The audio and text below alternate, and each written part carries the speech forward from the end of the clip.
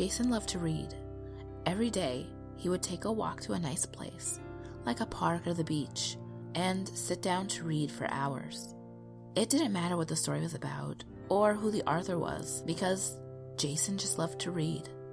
One weekend, his usual places were a little crowded due to the gorgeous weather, and he decided to take a walk in the woods to see if he could find a clearing, or an interesting log, where he could relax and lose himself in a book. Jason walked through the forest for quite some time. These particular woods weren't good for hiking and had no trails, so he was sure to have some solitude. He wasn't sure how far he had walked before he came upon a mysterious building. It looked somewhat like an old bank and was covered in moss and vines. The doors were open and falling off the hinges, and the windows were filthy and broken. Jason figured this strangely placed building might be just what he was looking for. As he entered through the crumbling doorway, he saw dozens of shelves lined with books. What was a library doing in the middle of the woods? It didn't matter to Jason. All that mattered was that he was staring at what possibly might be a treasure trove of unread narratives. He wasted no time grabbing a random book off the closest shelf as he dropped his book bag without a care for the contents. Jason inspected the book, and it was surely something he had never heard of. He returned it to the shelf and went to further investigate the library. The whole place was filthy, but there wasn't any random clutter like one might expect from an abandoned building. But why was it abandoned? Who could just leave all these books to rot? Jason only thought about it for a moment as he was too engaged in reading the names of all the books, wondering if he'd find something he'd recognized. He didn't find anything remotely familiar. Books were meant to be read, and Jason felt like these books weren't fulfilling their purpose. And for a long time it seemed. It was time to start reading. He picked one called Black Wing Adventures and sat Indian style on the floor. The story was incredible. It had everything anyone could want from a good book. Adventure, romance, action, even philosophy. But it wasn't just that it had so many good qualities, it was that those qualities shined so much brighter than anything he had ever read. If this book was this amazing, what treasures did the other books hold? Jason was excited in a way he never felt before. It was getting late, and Jason knew that his girlfriend Melissa would be pissed that he wasn't answering her texts. Normally, she understood that this was Jason's me time, but he usually came home hours ago. He took the book with him so he could finish it later, and started his journey home. He wasn't sure if he would be able to find the library again, so he marked the trees along the way with a Sharpie he had in his book bag. The next morning, Jason got up a little early so he could read. He grabbed his book bag and took out what he expected to be Black Wing Adventures. The book now had a different title, Love Without a Friend. More rummaging through the bag produced only his other boring books that he had previously been excited to read. Did he grab the wrong book? No, that was impossible. He hadn't let go of the book before putting it in his bag. It was obviously from the same library because it was covered in thick dust. He must have taken the wrong book. It was the only explanation. He decided that he would read Love Without a Friend, even though the title didn't really seem anywhere near as cool as Black Wing Adventures. Boy, was he wrong. It was just as good. It didn't have any action or adventure, but it had a strikingly human quality to it. Jason had never felt these kinds of emotions the story was invoking. Turning each page was like opening a new Christmas present. He couldn't wait to receive each word, each thought, each feeling. It was late, and Jason had begun to nod off. He didn't want to stop reading, but eventually he passed out. The next morning, he was still holding the book in his hands. It was still open to the page he left off on, and he started to read again. He had no idea what he was reading. The story had completely changed. There were different characters, different thoughts, different feelings. He closed the book and looked at the title. It was Men and Monsters. Jason was even more shocked than he was the first time. The book hadn't left his hands. He hadn't returned to the library to exchange it for another book. None of this was possible, and Jason was getting understandably freaked out. All he could think of doing was going back to the library. Maybe he could find one of the other books he was reading. Upon his arrival, Jason received a text message from Melissa that read, "Are you ignoring me?" He responded, telling her that he found a new spot in the woods to read. He left out a part about the mysterious library with the curious books, figuring it would only lead to more questions. Once Melissa's concerns had diminished, Jason shut off his phone. When he got inside the library, he searched long and hard for Black-Winged Adventures or Love Without a Friend. But he was unsuccessful. In fact, none of the titles he remembered from before were anywhere to be found. Every book was different. Could this be in another abandoned library? How many could there possibly be? Even one seems strange. Jason just wanted to experience what these books were capable of, so he didn't want to think about how strange the whole situation had become. He just wanted to read. He knew he didn't have much time, so he quickly grabbed a book called Our Nation's Last Hero. It was a political drama, with as many twists and turns as a great mystery. Jason had never read anything like it. He rarely thought about politics, but it was suddenly the most interesting subject in the world. It started getting dark, so once again, Jason left the library and took the book he had been reading, and hoped it would still be the same book when he woke up the next morning. Unfortunately, it wasn't. Jason didn't know what to do. These books were amazing, but apparently he wasn't going to be able to finish one, unless he read it in less than 24 hours. He was going to have to stay awake for a long time. So, he packed his book bag with caffeinated energy drinks and a few deli sandwiches in case he got hungry. Jason knew Melissa would be looking for him, but he didn't care. He cared so little that he left his phone at home on purpose. And so it began. Jason was on a mission to finish one of these magical changing books. What else could they be but magical? A book that changes every day? What an incredible thing. Though Jason had been upset about not being able to finish one, he was thrilled at the fact that he was reading books that no one else would ever read. If he managed to finish one, he would be satisfied as he ever could be in his whole life. He chose a book called The Lion's Tears and began reading. As he read, he would periodically take a few swigs of energy drink and take a bite of the sandwich. Eventually, he ran out of drinks and began crashing from the caffeine. It was too soon. He hadn't finished the book. There were just a few chapters left, but he couldn't stay awake any longer. He hoped that he would wake up again before the book changed.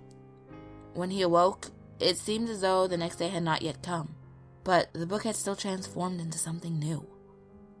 Jason decided he was wrong about when the change occurred. It wasn't when the day changed. It was whenever he fell asleep. Jason stopped leaving the library. He had no time to walk back and forth or spend time with his girlfriend or do anything other than read these magical books. He tried to stay awake long enough to finish one, but it was no use. He just kept falling asleep. Jason was getting angry now. This wasn't a treasure trove of beautiful works of fiction. It was a curse. He was obsessed with finishing one of these books, and it was eating away at his sanity. No food, no water, no contact with other human beings. When Jason would begin to fall asleep, he would take a piece of broken glass from one of the windows and cut himself to stay awake. After several cuts, he began to feel weak from the blood loss. His mind was now being warped as he sucked every word into his now crippled consciousness. The books he chose became more and more macabre. Titles like Making Love to a Murderer and The Man Who Ate Himself were overtaking the other, more gentle ones. If Jason was going to finish one of these books, it had to be something that interested him, and gentle things were no longer in his interest. There was no telling how long Jason had been in the library. He wasn't eating or drinking, but somehow, he wasn't hungry or thirsty anymore. It was as if the books were keeping him alive. They wanted him to read. They wanted him to finish. He kept getting closer and closer to finishing one of the books. He was sleeping less and less, and his dream was going to soon come true. But Which book would be the lucky one? Which one would he read, front to back, by a willing participant? He picked up a book off the shelf and looked at the title. It was called Jason Loved to Read. His eyes widened. His mind raced. What an amazing coincidence. A book with his name in the title. And it's about someone who loved to read. Adrenaline raced through Jason's body as he opened the book and began to read the first chapter. He read of a teenage boy who found an abandoned library in the woods. He read about books that magically changed their contents whenever the protagonist fell asleep. He read about himself. This was the book that he would finish. This was the book that he had to finish. Jason's heart pounded like mad as he reached the final chapter, when suddenly he was interrupted by a shouting female. What the hell, Jason? This is where you've been? I've been calling, I've been texting. Everyone is looking for you.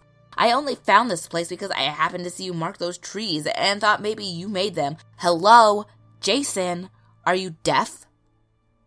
Just then, she noticed the cuts all over Jason's body.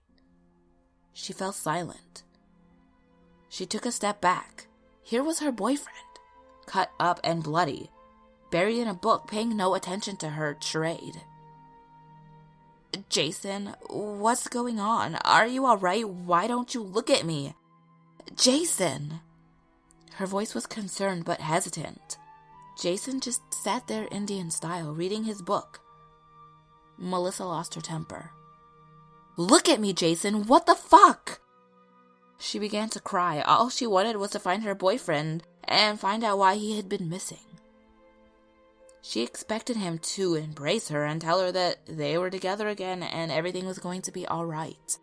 She ran to him, bent down, grabbed his arm and shouted, Jason!